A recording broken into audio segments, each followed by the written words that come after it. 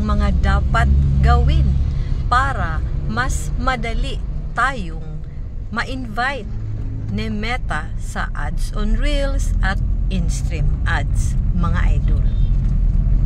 Habang ngayon na hindi pa kayo nagkakaroon ng ads sa ating mga videos, pwede kayong mag-upload ng kahit anong klaseng videos. Wala pa yung bawal.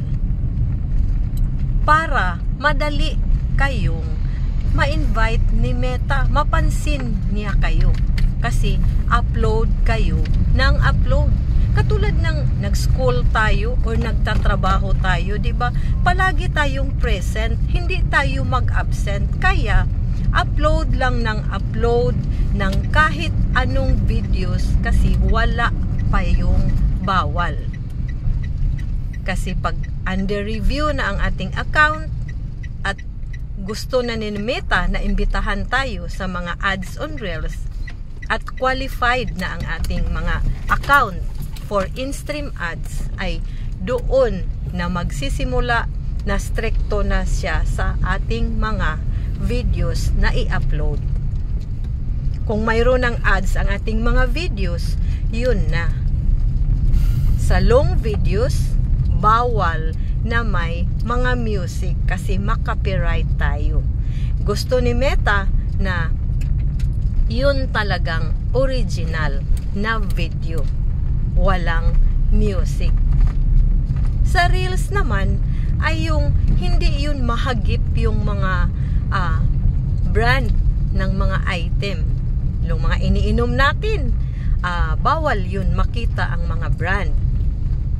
Yung mga pangalan ng mga company, bawal yun makita sa ating videos kung may ads na ang ating mga videos. Pero habang ngayon na wala pa, upload lang kayo ng upload kahit anong klaseng video para makita ni Meta na talagang consistent tayo sa ating pagtatrabaho dito sa ating pag-reels.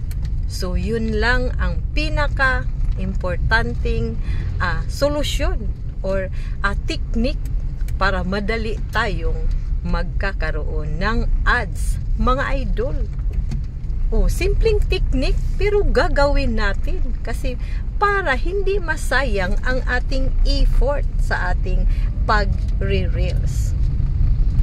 Yun lang, mga idol. Maraming salamat sa panunood at sana makatulong ang video na ito. Paki-share na din. Kung nagustuhan mo ang aking mga videos, nasa sa inyo, paki-follow na din. Maraming salamat po. Mayroon pa po akong mga ginagawang videos, motivational quotes, driving tips, cooking tips, at spiritual awakening. Mag-ingat po tayong lahat.